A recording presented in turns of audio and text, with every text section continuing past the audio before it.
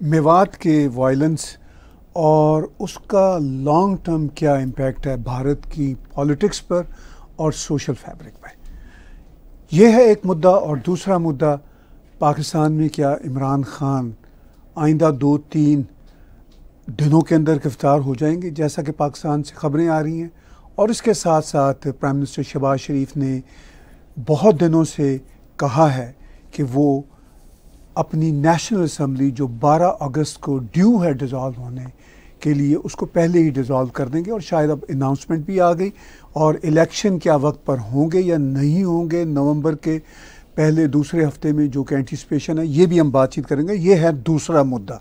और इसके साथ साथ ट्रंप केस किस तरफ जा रही है, अमेरिका की सियासत, ये है तीसरा मुद्दा। और कनाडा के प्राइम मिनिस्टर जस्टिन ट्रूडो की फैमिली की सेपरेशन की खबरें आई। उन्होंने अपनी एक ऑफिशियल स्टेटमेंट में ये कहा कि हम दोनों फैमिलियों की प्राइवेसी को मेंटेन किया जाए, रिस्पेक्ट की जाए, वो हम करते हैं। लेकिन इससे कनाडा के पॉलिटिक्स पर क्या असर पड़ेगा, ये है चौथा मुद्दा।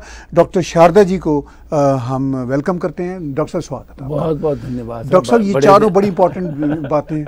नहीं, आप एक और इम्पोर्टेंट जब पाकिस्तान डिस्कस करेंगे, I think CPEC has more effect जी इन द वर्ल्ड। बिल्कुल ठीक कह रहे हैं आप, उसको सी पैक को भी बीच में शामिल करते हैं। डॉक्टर साहब, बातचीत शुरू करते हैं भारत के मेवात के इशू से।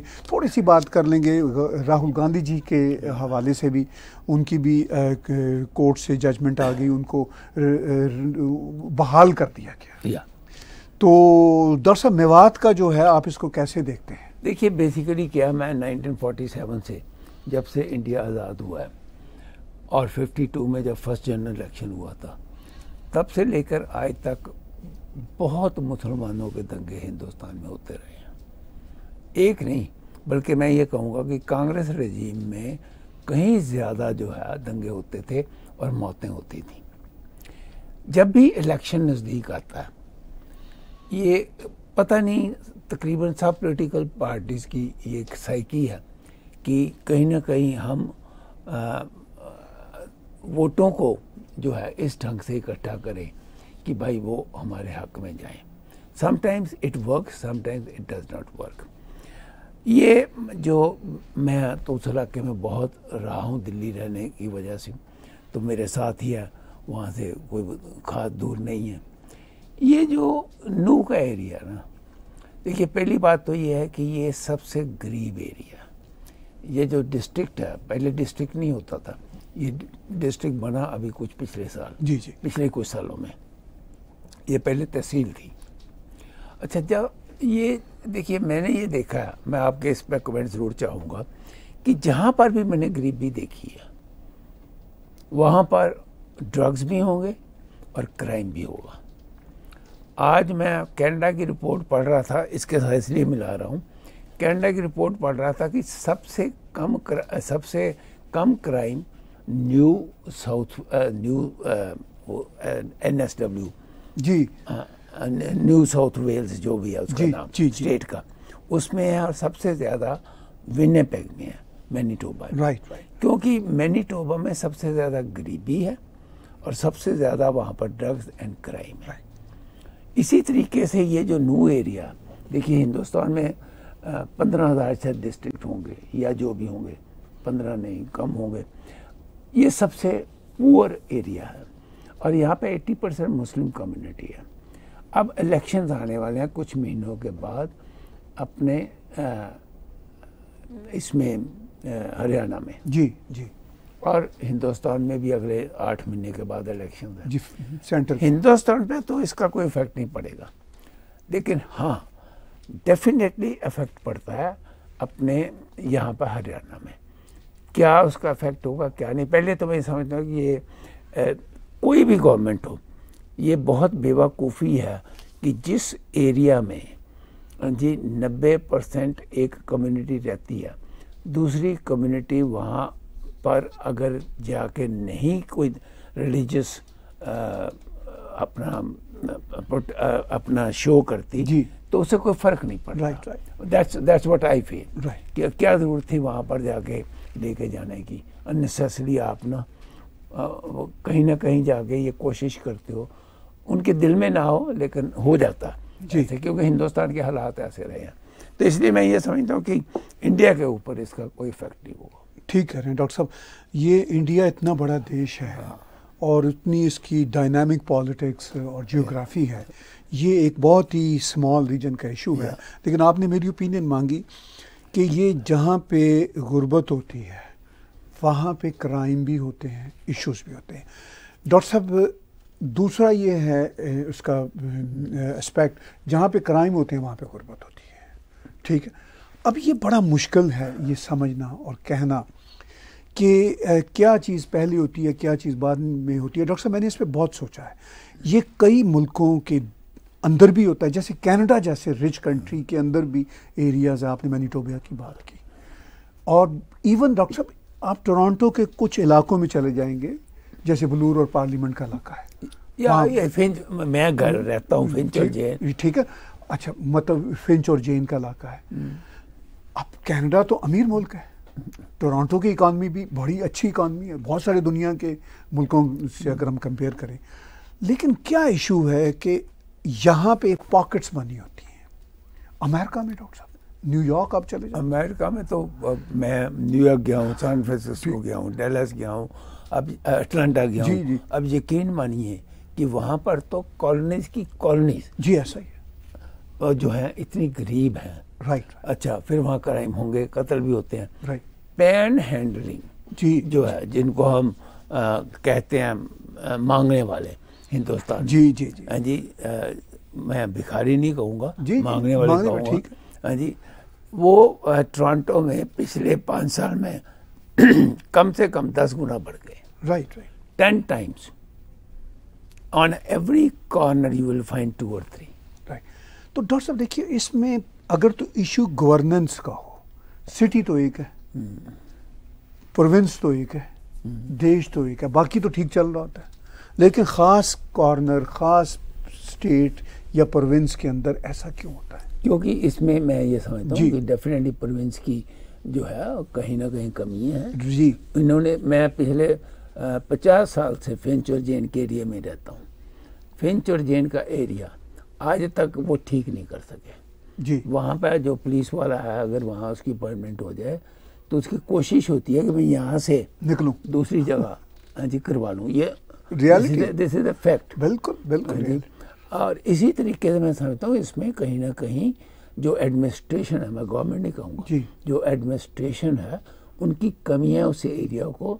होता क्या, जो गरीब है ना, अब जेम्स टाउन कहते हैं हम टोरंटो के डाउनटाउन में जेम्स टाउन कहते हैं कि वो वहाँ सबसे गरीब एरिया। जी जी जी। अच्छा, क्यों नहीं उस एरिया को ठीक ढंग से डेवलप किया?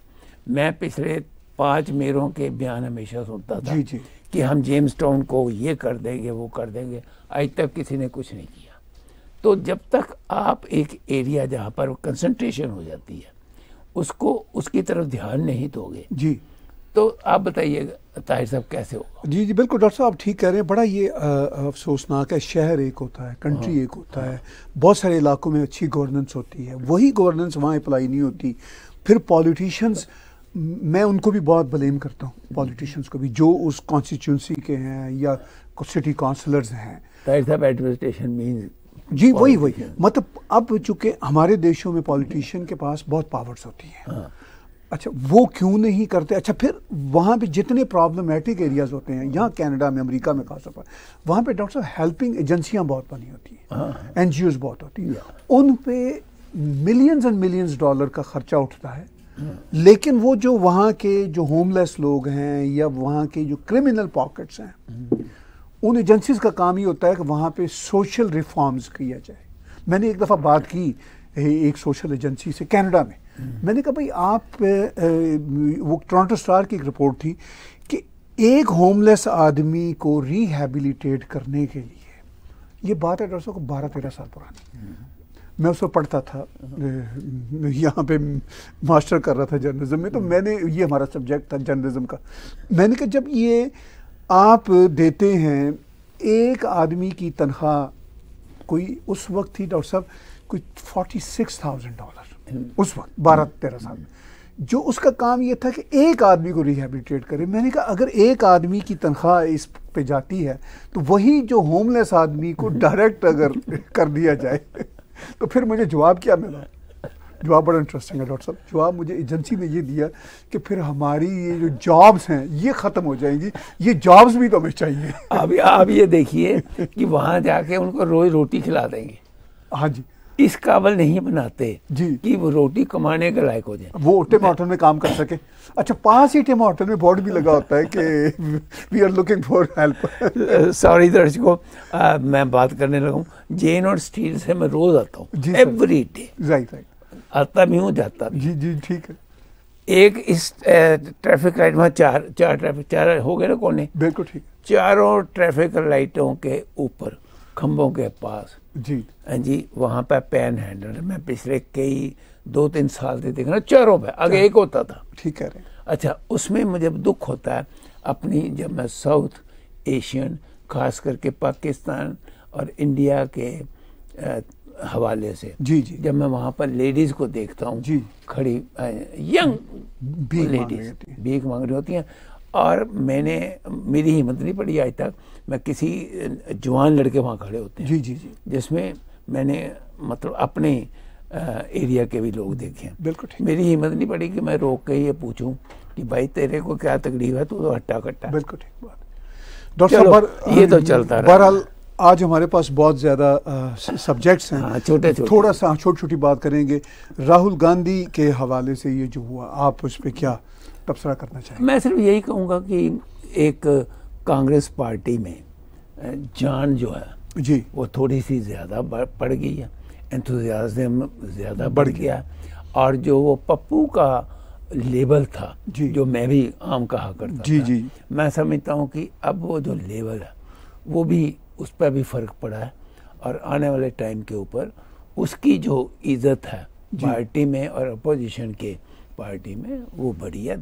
That's all. अब इससे ज़्यादा, अब वो एमपी जो है, मेरा अपना ख्याल है, आज मैं बहुत चैनलों पर बहस सुन रहा था, मेरा अपना ख्याल है कि बीजेपी जो है वो बहुत इंटेलिजेंट है जी, और वो इसको जल्दी रीइंस्टेट कर देंगे जी। वो जो पहले लक्षद्वीप वाला जो एमपी था ना जी एनसीपी का, उसको उन्होंने 62 दिन के बाद किया था रीइंस्टेट, वो भी जब वो दोबारा सुप्रीम कोर्ट में गया। तो मेरा ख्याल है पॉलिटिकल एडवांटेज ना उठाए जी कांग्रेस पार्टी या अपोजिशन वाले, I think with in next 48 hours the speaker will reinstate him. ये तो है अक्लमंदी जी, अगर डिले करें तो उनकी मर्जी। ठीक है, चलिए जी, उम्मीद करते हैं कि अगर वो उनको रीइंस्टेट जल्दी करते हैं तो आप जब ऑर्डर आ जाता ना, जब तब 24 घंटे के अंदर काम हो जाता करना चाहिए। हाँ, और फिर ये है कि आप कहते हैं कि कुछ शायद पप्पू का लेबल भी उसमें खत्म हो जाए, तो चलिए खत्म नहीं, उसमें फर्क कम हो जाएगा। लेकिन आने वाले दिनों में देखते हैं व्यूअर्स, हम इतनी ही बात करते हैं इस इशू पे कि राहुल गांधी साहब अपने आप को पप्पू के तौर पर ही मेंटेन रखना चाहते हैं या उस अपना ये इमेज रखना चाहते हैं या थोड़ा मेच्योर होना चाहते हैं, ये तो आने वाले दिनों में पता चलेगा। डॉक्टर साहब, इससे पहले कि हम आगे जाएं, थोड़े से मैसेजेस जो हैं, 3 मैसेजेस देते हैं। एक मैसेज तो ये है कि आप क्वेश्चंस अपने रेडी करना शुरू करें, हम दोनों कोशिश करेंगे कि आपके मैक्सिमम क्वेश्चंस को एकोमोडेट करें। दूसरा पैगाम लाइटो इमिग्रेशन का, जब हम इकट्ठे बैठते हैं तो हम ज़रूर देते हैं। लाइटो इमिग्रेशन ये कह रहे हैं कि कनाडा में बहुत फास्ट इमिग्रेशन और ख़ास कैटेगरीज़ में एकोमोडेट करने का कनाडा आपको शहरी बनाने का काम कर रहा है, और लाइटो वाले आपकी मदद कर सकते हैं। व्हाट्सएप पे आप उनसे रब्ता कीजिए, विशाल सैनी या सुमित सिंह से, +1 306 612 2233 +1 306 612 2233। इसके साथ साथ कनाडा में आपको किसी किस्म की भी लीगल एडवाइस चाहिए हो, चूँकि यहाँ पे लीगल एडवाइस के बगैर कोई काम नहीं हो पाता, चाहे वो आपने प्रॉपर्टी लेनी हो, बिजनेस रजिस्टर करवाना हो, अगर ढंग से करवाना हो तो, चाहे वो फैमिलीज़ के इश्यूज़ हों, चाहे वो किसी किस्म की लिटिगेशन हो, आपकी मदद कर सकते हैं law firm of Shekha Sharda. 905 956 6699 9059566699। वो आपको फ्री कंसल्टेंसी आधे घंटे तक शायद देंगे। आप उनसे रब्ता कीजिए इस नंबर पे, और आधे घंटे की कंसल्टेंसी यहाँ पे $1000 से अदरवाइज ज़्यादा महंगी होती है।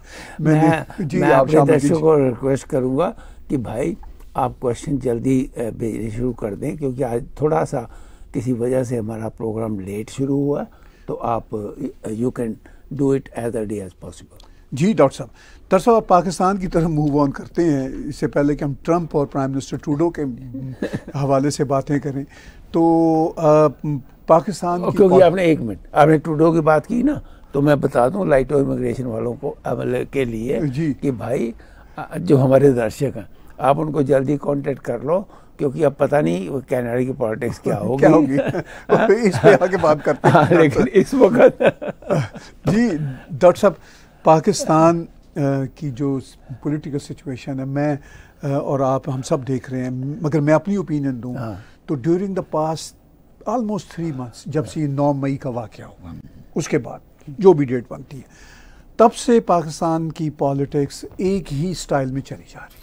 उसका कारण ये है कि पहले इमरान खान की उथल पुथल बहुत होती थी, अब ये इमरान खान तो वो ठंडा हो गया ना। अच्छा, एक थ्योरी है जो आपसे पूछना चाहता हूं। वो कहते हैं कि 9 मई का जो इशू है जी, जो डे है जी, वो आर्मी ने खुद करवाया।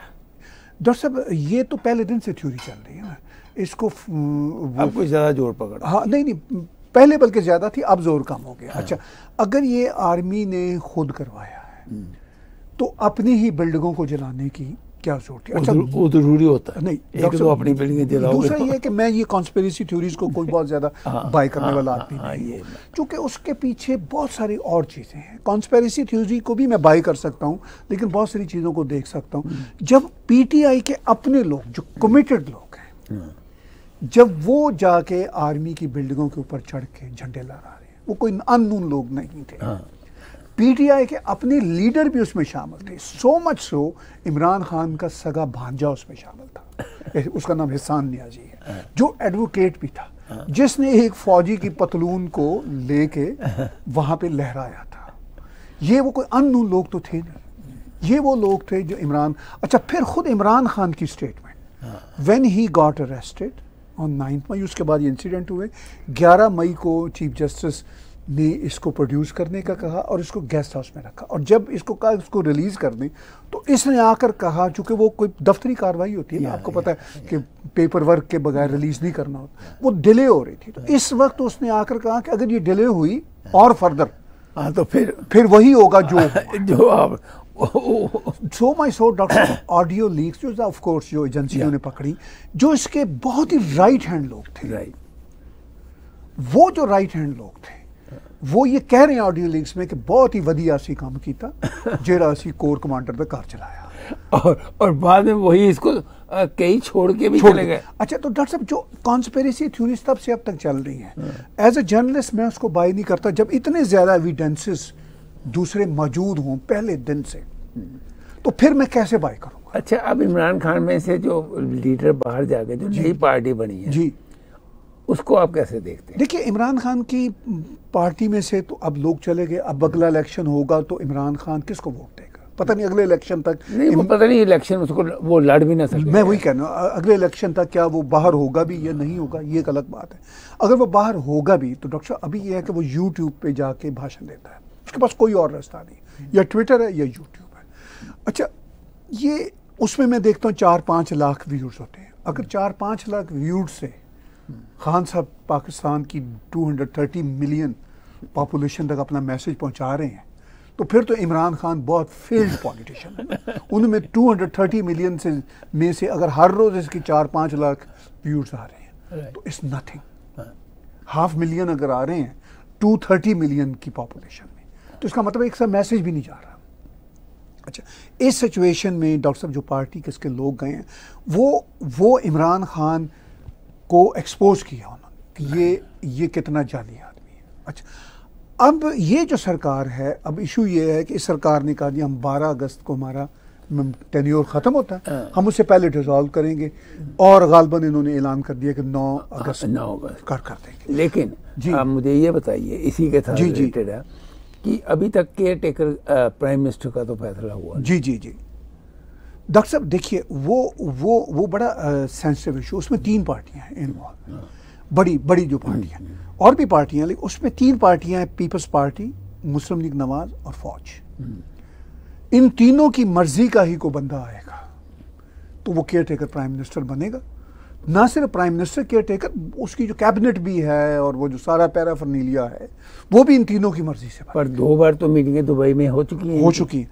डॉक्टर साहब वो इशू बड़ा सेंसिटिव है। जरदारी भी वहां पहुंचा। जी जी जरदारी भी पहुंचा मीटिंग में। जी बिल्कुल बिल्कुल डॉक्टर साहब, ये बड़ा ही सेंसिटिव इशू है, इसलिए कि वो जो केयर टेकर गवर्नमेंट है उसने ही अगले इलेक्शन को टेक केयर करना है और उसी ने जितवाना हराना, उसी ने जितवाना। अच्छा, पहला जो इलेक्शन 2018 में हुआ था वो तो फौज ने डायरेक्ट इंटरवेन करके इमरान खान को गद्दी पे बैठाया था। जिस तरह चाहा उन्होंने वोट डलवाए, जिस तरह चाहा लोगों को तोड़ा, चूंकि उस वक्त वो उनका बड़ा ही लाडला था, वो उसको लाना चाहते थे, हर सूरत लाना चाहते थे। अच्छा, अब सिचुएशन अब ये है कि अब प्रॉब्लम इंटरनल जो हमें वहाँ से खबरें मिल रही हैं इंटरनल, वो ये है कि शहबाज शरीफ और नवाज शरीफ की बहुत रिस्पेक्ट भी आपस में है, लेकिन फौज ये चाहती है कि शहबाज शरीफ आए, फौज जो अपरेंटली लगता है, क्योंकि मियाँ साहब फौज के लिए अनप्रेडिक्टेबल है, मियाँ नवाज शरीफ। शहबाज शरीफ वो बेहतरीन बूट पालची है। अच्छा, एक बात है, जब वो बोलता है ना, जी मैंने उसकी 2-3 जी जी स्पीचें जो है अच्छी तरह सुनी। जी जी वो बड़ा ही सौबर, पता नहीं नवाज शरीफ की बात कर रहे हैं? नहीं, शहबाज। नहीं शहबाज वो जब बोलता है ना, नहीं सोबर आदमी है, इसमें कोई शक वाली वो चेहरे से नजर आती है, आगे क्या है ये नहीं पता। नहीं वो मैच्योर पॉलिटिशियंस हैं, इसमें कोई इवन नवाज शरीफ भी तकरीर करेगा तो वो भी सोबर होगी, क्योंकि उन लोगों ने डॉक्टर साहब बहुत सीखा है। उन लोगों ने इवन नवाज शरीफ ने जब 4-5 साल पहले बाजवा को तनकीद की थी, बड़े सोबर अंदाज में की थी। ये इमरान खान की तरह नहीं, इमरान खान तो एक करैक्टर है ना, एक ड्रामा है और एक करैक्टर है, एक अटैकर है। इमरान साहब को मैं ट्रंप के साथ मिलाता हूँ। हाँ चलिए, वो हम ट्रंप पे आगे आ ही रहे हैं डॉक्टर साहब। तो मकसद ये है कि पाकिस्तान की पॉलिटिक्स, डॉक्टर साहब मैं ये कहना चाह रहा हूँ, 9 मई से जिस तरह चल रही है उसी तरह चल रही है। अब ये है कि तोशा खाना केस के चक्कर में वो अब देखते हैं कि आगे जो कि लग रहा है कि उनको कोई न कोई सजा हो जाएगी। पर मैंने सुना है अगले 48 घंटे में उनको गिरफ्तार भी कर। जी, अगर सजा होती है तो सारी गिरफ्तार कर लेंगे। ठीक है। अच्छा, अब जब आप पाकिस्तान की बात कर रहे हो, जी, तो हमारे दर्शकों को जरा CPAC का भी तो बता दो। जी, वाइस प्रीमियर ने आके उसको कितनी वहाँ उन्होंने इज्जत मान किया, जी कितना उसको ऑनर किया। डॉक्टर साहब आपको पता है चाइना की सबसे जो इम्पोर्टेंट हस्ती है वो तो सदर है। प्राइम मिनिस्टर का नाम भी किसी को पता नहीं होता। ठीक है, ये तो डिप्टी प्रीमियर था, डिप्टी प्राइम मिनिस्टर था। तो मतलब यानी चाइना के लिए पाकिस्तान इतना इम्पोर्टेंट है कि हम अपने डिप्टी प्रीमियर को भेजेंगे। लेकिन वो इम्पोर्टेंट इसलिए था कि CPAC की 10th एनिवर्सरी मनाई गई, यानी 10th बर्थडे मनाई गई। अब डॉक्टर साहब वो 10th बर्थडे मनाने का यही था, एक तो वेस्ट को बताना था कि ये प्रोजेक्ट दोबारा से शुरू हो गया, इमरान खान को भी बताना है कि तुमने ये बंद किया था, you better now shut your mouth.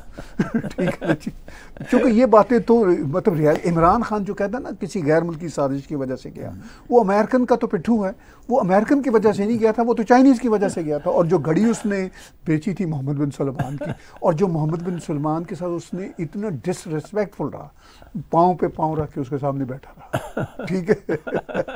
नहीं, एक बात है, ड्राइवर सिर्फ ड्राइवरी करने की उसने कोशिश की, और फिर कहा जाता है कि इसका तैयारा जिस पे ये मोहम्मद बिन सलमान के तैयारे से वापस आ रहा था, तो जब मोहम्मद बिन सलमान को पता चला कि इसने वो बातें की हैं अमेरिका में जो नहीं करनी चाहिए, उसने कहा तैयारे को वापस इसको ऑफलोड करें। वो मॉन्ट्रियल तक आया तैयारा वाशिंगटन से, वहाँ से वापस मुड़ा। ये इसको अगले दिन सीट मिली, इसको सीट भी नहीं मिली जो कमर्शियल फ्लाइट होती है। तो इमरान खान तो एक नमूना है, पाकिस्तान का एक खास करैक्टर। अब CPAC भी इमरान खान की वजह से बहुत इसको हिट बैक हुआ, क्योंकि इमरान खान अमेरिकन इंटरेस्ट को वॉच कर रहा था, सीधी सी बात है। राइट। अच्छा, ये बात मुझे ज़ाती तौर पर पसंद है, इसलिए कि बहरहाल अगर आपके पास चॉइस हो कि अमेरिकन इंटरेस्ट को वॉच करना है या चाइनीज़ इंटरेस्ट को वॉच करना है, तो मैं तो कहूँगा कनाडा में रहते हुए एज कैनेडियन कि भाई अमेरिकन इंटरेस्ट बेहतर है। वाच करो, ठीक है। चूंकि पाकिस्तान के बहुत सारे मफादात अमेरिका के साथ ही जुड़े हुए हैं, IMF अमेरिका के पास है, असला पाकिस्तान ने अमेरिका से लिया हुआ है, लेकिन इमरान खान वो अमेरिकन इंटरेस्ट भी ठीक से वॉच नहीं कर रहा था, जो कि उसको तो पता ही नहीं है कि पॉलिटिक्स क्या होती है, इंटरनेशनल अफेयर्स क्या होते हैं। तो डॉक्टर साहब, ये CPEC एक, अब ये जो 10th एनिवर्सरी हुई है, ये वर्ल्ड को एक मैसेज था चाइनीज का। अच्छा, CPEC के बारे में मैं पढ़ रहा था जी कि ईरान और इराक तो ठीक है जी, लेकिन और कुछ कंट्रीज जो हैं अरब के, जी जी जी, वो कुछ आनाकानी कर रहे हैं कि हमारे यहाँ से हम नहीं जाने देंगे। तो क्या ये अल्टीमेटली सेंट्रल एशियन कंट्री जो है, सेंट्रल एशियन कंट्री, हाँ, अल्टीमेटली क्या ये बन सकेगा? डॉक्टर साहब देखिए, CPEC वहाँ से भी आना है और एक और रास्ता बड़ा सीधा सा है, वो सेंट्रल एशिया से हटके भी है, वो पाकिस्तान के जो गिलगित बल्तिस्तान से आना है, राइट, ठीक है, जो चाइना का जिनकियांग, जिसको शिनकियांग भी बोलते हैं, पता नहीं और भी उसका प्रोनाउंसिएशन है, जहाँ पे मुस्लिम्स वीगर पॉपुलेशन है, वहाँ से डायरेक्ट गिलगित बल्तिस्तान, और वो बन गई, वो पट्टी बन भी गई ऐसी। खुंजराब जो है वो डॉक्टर साहब, खुंजराब एक जगह है जो बॉर्डर है चाइना और पाकिस्तान का, और खुंजराब पे ही ये गिलगित पे है। लेट्स डिस्कस लिटिल बिट कि आज के ज़माने में जो ये रोड ट्रांसपोर्टेशन है, जी जी हैं जी, ये तो बहुत सस्ती नहीं है, राइट, नंबर 1। सस्ता सिर्फ सी है, राइट, और वो जो गोदर या जो भी उनकी पोर्ट है पाकिस्तान की, हाँ जी, वो तकरीबन चाइना को अब उन्होंने फैसला कर दिया जी, हैंड ओवर टोटल कर देने जी जी। ये वहां तक अगर पहुंच जाए, जो कि पहुंच चुकी हुई है रोड जी, तो फिर इसके बाद आगे इनको बनाने की क्या जरूरत है? डॉक्टर साहब वो सेंट्रल एशिया को भी कनेक्ट करना चाहते हैं। नहीं, बट वो तो थ्रू सी वहां से जहाँ मर्जी जाए। नहीं, सेंट्रल एशिया तो इनसाइड, हाँ, मतलब सेंट्रल एशिया तो जो रोड है, जो रोड है, सेंट्रल एशिया तो सारे का सारा लैंड, हाँ, वही मैंने कहा, जो लैंड, ठीक है, ताजिकिस्तान हो, मतलब उसमें से आज़रबाईजान को लगता है सी, ठीक है, गालिबन तुर्कमानिस्तान को भी कुछ लगता है, ईरानी साइड, लेकिन ये जो खास तौर पर कजाकिस्तान, उज़्बेकिस्तान और किर्गिज़स्तान और ताजिकिस्तान, तो क्या उससे क्या चाइना को फायदा होगा? इतने थोड़े लोग हैं वहाँ पर। नहीं डॉक्टर साहब, थोड़े कितना ट्रेड हो जाएगा? नहीं डॉक्टर साहब, ट्रेड का नहीं मसला, वो सीधा यूरोप को कनेक्ट कर रहा है, तो ट्रेड ही की वजह से। नहीं डॉक्टर साहब, वो वहाँ से देखिए ना, कजाकिस्तान से सीधा रशिया जा रहा है माल, रशिया तो उनका ऊपर भी बॉर्डर लगता है। नहीं वो डॉक्टर साहब, वो बहुत मुश्किल बॉर्डर है, ये बहुत अच्छा। फिर ये सेंट्रल एशियन कंट्रीज भी ये कोई 100 मिलियन तो बन जाते हैं इनकी पॉपुलेशन। अच्छा, सिर्फ पॉपुलेशन का मसला नहीं है डॉक्टर साहब, जो रिसोर्सेज है सेंट्रल एशिया के पास, हाँ, ये कहिए कि जो उनके नेचुरल रिसोर्सेज अच्छा हैं, वो फर्ज कीजिए गैस चाहिए चीन को, चीन को तो चाहिए ना, ठीक, चीन को गैस चाहिए, पेट्रोल चाहिए, वो रास्ता होगा तो जाएगा ना। सिर्फ ये चीन ने ही माल नहीं बेचना, चीन ने मंगवाना भी तो है ना, माल लेना भी, ठीक है, चूंकि जो चीन, अच्छा एक बात तो माननी पड़ेगी, चीन बड़ी दूर की सोचता है जी, बिल्कुल, much more intelligent country in that way. वो अगला 20-30 साल की सोच रहा है कि हम यहाँ से क्या हासिल, वो भी डॉक्टर 50 साल की सोचने वाले लोग हैं, बहुत समझदार। नहीं, ये सोचने वाले थे 50 की, लेकिन यहाँ तो सड़कें 10 साल के बाद टूट गई। नहीं डॉक्टर साहब, वो अब ये सारा सोचना तो सोच दो, अमेरिका तो इनसे भी आगे ऐसा थोड़ी होता है कि आपके सोचने से ही काम होता है, आगे रेजिस्टेंस किस तरह की है। अब देखिए, ग्वादर पे ये लेना चाहते हैं, तो ग्वादर पे तो बलोच इनको बैठने नहीं देंगे, ये भाग जाते हैं चाइनीज। बलूचिस्तान में जब इन पे 3-4 अटैक होते हैं तो भाग जाते हैं। लेकिन अब जब इन्होंने फैसला कर दिया हैंड ओवर, तो फिर ये अपने वहाँ पर सिविलियन मतलब ड्रेस में अपनी आर्मी वहाँ बैठाएंगे। डॉक्टर साहब, आर्मी वो तो ग्वादर तो फिर पाकिस्तान में है, जो शिनकियान इनका सूबा है, जहाँ मुस्लिम्स हैं 20 मिलियन प्लस हैं, वहाँ पे इतना खौफनाक सिक्योरिटी का निज़ाम है वहाँ पे। वो तो इनका अपना मुल्क है ना, चाइना का, पर मैंने सुना है कि आ गए थे काफी। अच्छा, और कंट्रोल है, पहले से कंट्रोल है, लेकिन डॉक्टर साहब अभी भी हर 100 गज के फासले पे 10 कैमरे लगे हुए, हर 100 गज पे। नहीं, वो कैमरे वो तो मैं देख रहा अच्छा, था, वो डॉक्यूमेंट्री देख रहा था। जी डॉक्टर साहब, वो सिक्योरिटी की गाड़ियां खड़ी है, इसका मतलब है डॉक्टर साहब खतरा है तो खड़ी है ना। वो प्रिकॉशन भी है, खतरा ठीक है। नहीं नहीं नहीं, मतलब दोनों चीजें। इसका मतलब है कि आप इतने बड़े रिसोर्सेज तो नहीं लगाएंगे ना, खर्चा होता है हर चीज का। नहीं खर्चा ठीक है। लेकिन बहरहाल एनी हाउ ये अब ये वो इश्यूज हैं डॉक्टर साहब, सी पैक हो, पाकिस्तान की पार्टनरशिप हो, भारत के साथ इशू हो, ये वो इश्यूज होते हैं डॉक्टर साहब, ये अनएंडिंग होते हैं। ऐसा नहीं है कि वो कहानियों की तरह कि जी चीज़ों पे काबू पा लिया अब दुनिया सुख चैन की बांसुरी बजाएगी। वो कभी ना हुआ है, ना कभी होगा। ये हर वक्त का युद्ध है और ये चलता रहेगा। युद्ध की डॉक्टर साहब बात हो रही है, मैं फिर पहले मैसेज देता हूँ, हम ट्रंप और ट्रूडो जी पर आएँ तो मैसेज लाइटो इमिग्रेशन का देते हैं कि डॉक्टर साहब ने अभी कहा कि ट्रूडो साहब की पॉलिटिक्स बदल रही है उनकी फैमिली सिचुएशन बदलने से। तो अगर वो ट्रूडो साहब जल्दी चले गए या रिजाइन कर गए, यू नेवर नो, ठीक है, तो उसके बाद क्या ये पॉलिसियाँ इमिग्रेशन की रहेंगी, इस पर भी डॉक्टर साहब बात करेंगे। लेकिन अभी तो हैं, अभी आप लाइटो इमिग्रेशन से रब्ता कीजिए, विशाल सैनी, सुमित सिंह जी से रब्ता कीजिए। ये आपकी बहुत तेज़ी से इमिग्रेशन, सिटीजनशिप, बिजनेस एंटरप्रेन्योर दिलवाने में बहुत तेज़ी से काम कर सकते हैं, मदद कर सकते हैं। लाइटो इमिग्रेशन +1 306 612 2233 टैग टीवी को कोट करेंगे, ये आपको डिस्काउंट भी कर देंगे। लाइटो इमिग्रेशन +1 306 612 2233। अब हम मैसेज देंगे आपको law firm of Shekha Sharda का। कनाडा में कोई भी लीगल इशू हो, आप इनसे कंसल्टेंसी लीजिए, आपको आधे घंटे तक फ्री कंसल्टेंसी देंगे जो कि $1000 का गिफ्ट है। इससे ज़्यादा $2000 से कम कोई भी वकील कनाडा में, अच्छा वकील, आपकी कंसल्टेंसी आपको टाइम नहीं देता। तो law firm of Shekha Sharda 905 956 6699 905 956 6699। Doctor साहब ट्रंप और ट्रूडो दोनों के नाम में टी आता है और दोनों की वैसे बहुत बनती भी नहीं होती थी जब ट्रंप साहब थे। ट्रंप साहब की किसके साथ बनी? नहीं, वो वैसे किसी के साथ नहीं बनती।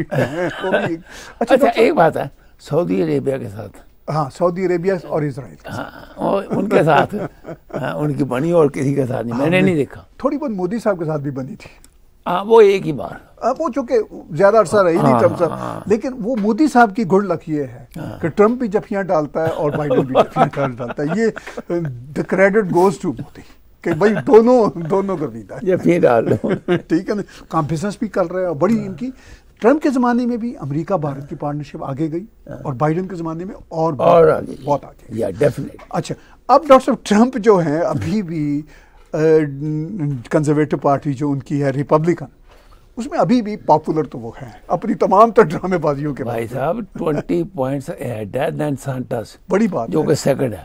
ही इज नो सॉरी 30 पॉइंट्स। अच्छा डॉक्टर साहब, ये क्या वजह? चले यही बात बताइए। वजह सिर्फ ये है कि जो इस वक्त रिपब्लिकन पार्टी है उसमें वही लोग हैं जी 30% जो कि जब से ट्रंप आया वो ट्रंप के ही मतलब चाहने वाले हैं। बिल्कुल ठीक।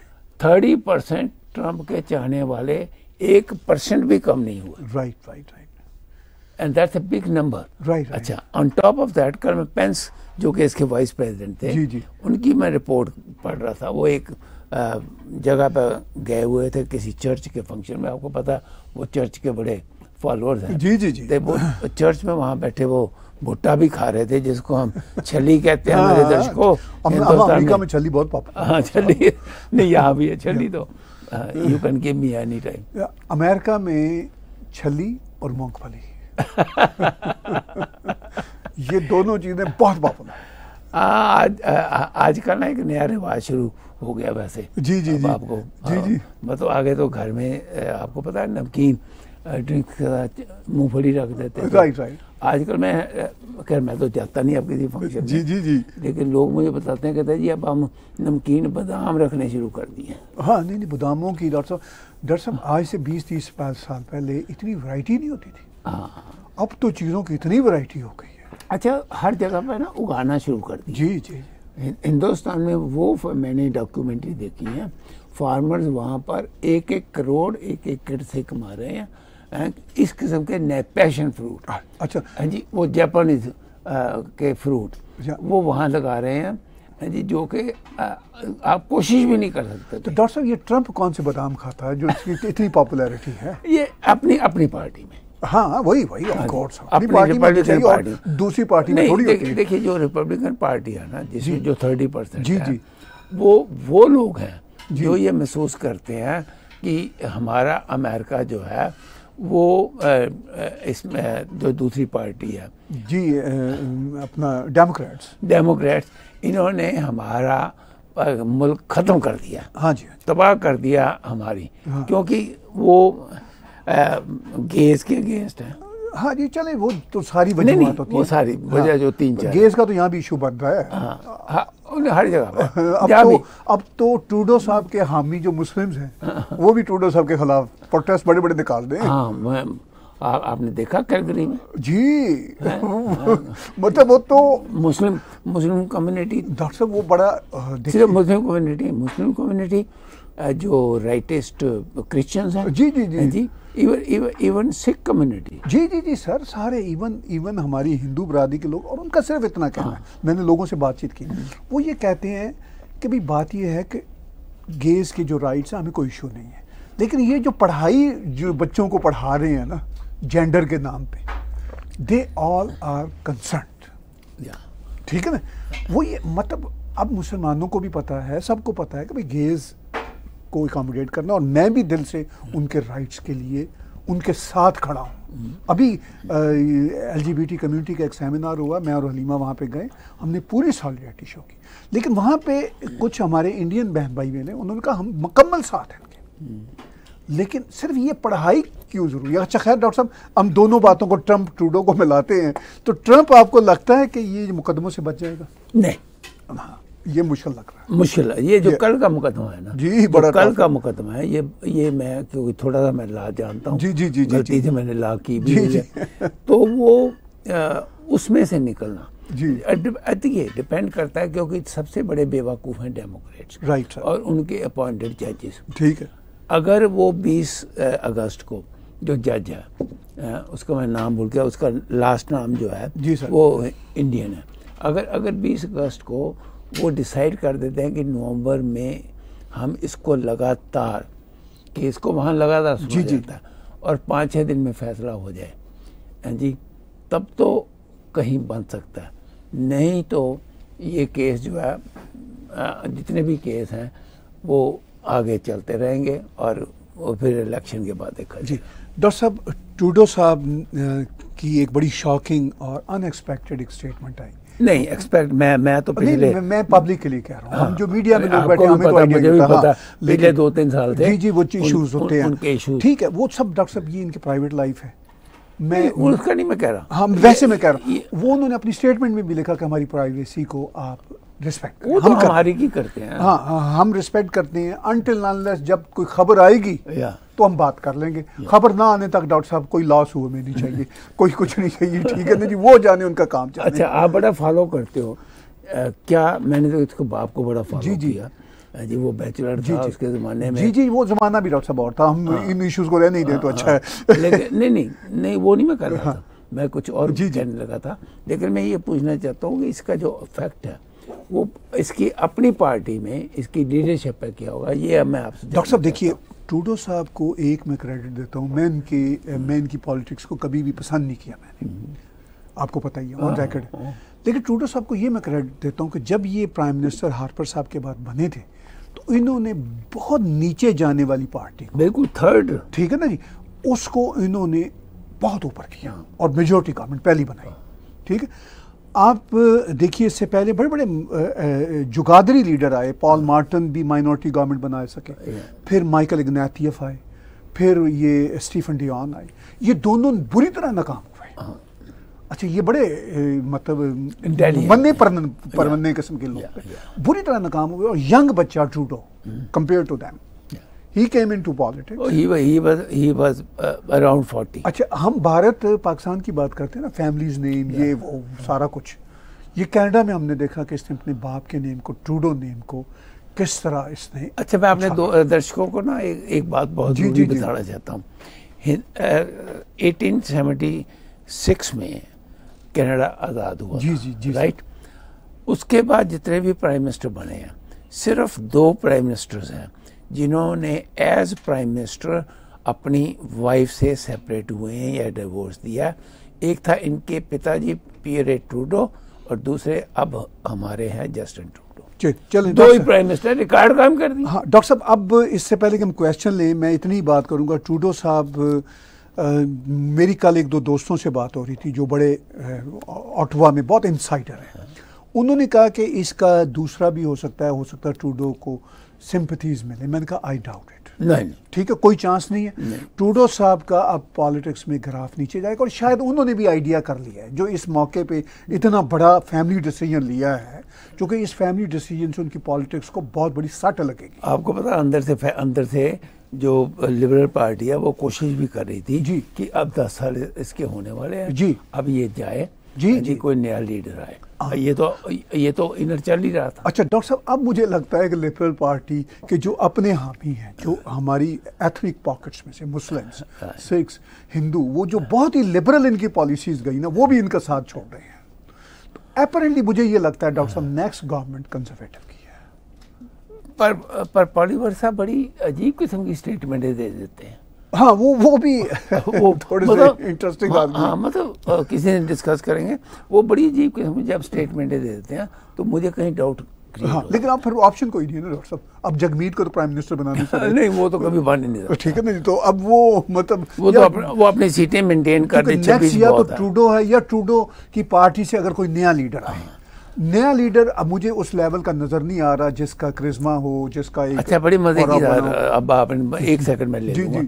पहले तो आपको पता ही है फाइनेंस मिनिस्टर फ्रीलैंड का नाम चल रहा था। जी। अब उसका नाम खत्म हो गया, अब सिर्फ चल रहा है फॉरेन मिनिस्टर मेलनी का। हाँ, वो भी मतलब कोई बहुत सीजन पॉलिटिशियन तो नहीं, पर वो जो बस्ती के पॉलिटिशियन को भी कोई भी सीजन नहीं होता, ये सीजन था।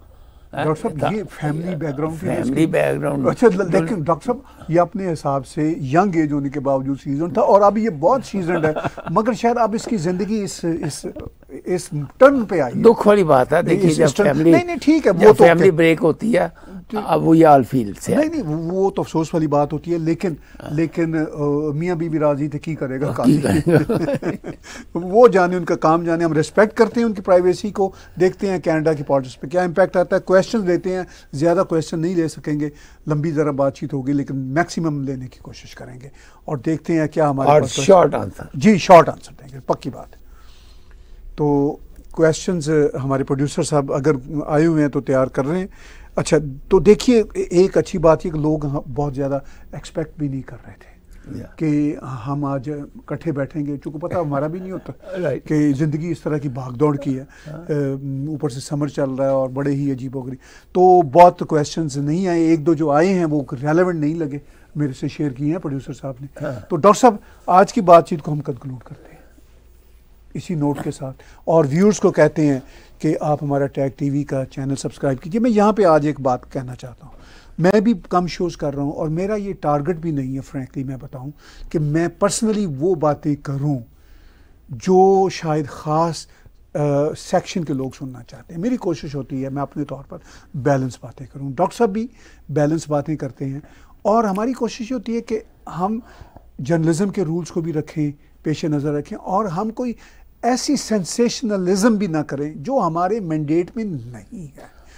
हम मतलब मैं अपनी पर्सनल बात कर रहा हूँ, डॉक्टर साहब की बात नहीं कर रहा हूँ। मेरी पर्सनल पोजीशनिंग भी होती है। मैं कहता हूँ मसलन फॉर इंस्टेंस कि मैं मोदी जी की पॉलिसीज़ को जनरली मैं लाइक करता हूँ, लेकिन भारत की पॉलिटिक्स हो, दुनिया की पॉलिटिक्स हो, वो हमेशा टर्बुलेंस का शिकार रहती है, वो साथ साथ चलता रहता है। हम माउथ पीस मैं भी नहीं बनता, सिर्फ ये है कि जहाँ पे उनकी एंडोर्समेंट हम समझते हैं वो करते हैं, बाकी हम बहुत सारी और बातें कर रहे होते हैं। मेरे साथ प्रोफेसर धीरेज शर्मा आते हैं, एक स्कॉलर आदमी हैं, कभी कभी डॉक्टर साहब मैं इकट्ठे होते हैं, मैं और हलीमा अलग से एनालाइज करते हैं, जो गौरव आर्या जी हैं, मेजर गौरव आर्या जी, वो भी आते हैं। मुझे लगता है कि दुनिया में अब यूट्यूब का एक जाल बिछ गया, और मुझे कोई ख्वाहिश नहीं होती कि मैं कोई सस्ती शोहरत का काम करूं, क्योंकि जितना हम आप तक पहुंचे हैं, पहुंच चुके हैं। हम अपना पॉइंट ऑफ व्यू जारी रखेंगे, इसको आप देखते रहिए, हम यही कह सकते हैं, और हमारे सब्सक्राइबर भी बढ़ाइए। लेकिन हम सस्ती शोहरत के लिए मैं पर्सनली कोई ऐसा डांस शो नहीं करूंगा कि जिससे मैं ये चाहूँ कि आज मैं 4 लाख से 1 मिलियन की जस्ट लगा लूँ, ऐसा मेरे नहीं होगा। मुझे अब तक जितना मान दिया आपने वही काफ़ी है और उसी को लेके हम चलेंगे आगे। और बहरहाल अगर आप हमें कंट्रीब्यूट कर सकें तो डोनेट के बटन को क्लिक करेंगे तो कंट्रीब्यूट कर सकते हैं। तो आज मैंने समय का फ़ायदा लेते हुए दिल की बात आपसे कर ली। डॉक्टर साहब भी अपनी बात करते हुए कंक्लूड करें। नहीं, मैं तो हमेशा ये कहता हूँ कि देखिए, इस किस्म का मैं भी बहुत यूट्यूब के चैनल जो है मैं देखता हूँ, चाहे 1 मिनट देखूँ 2 minute, just to know what they are doing.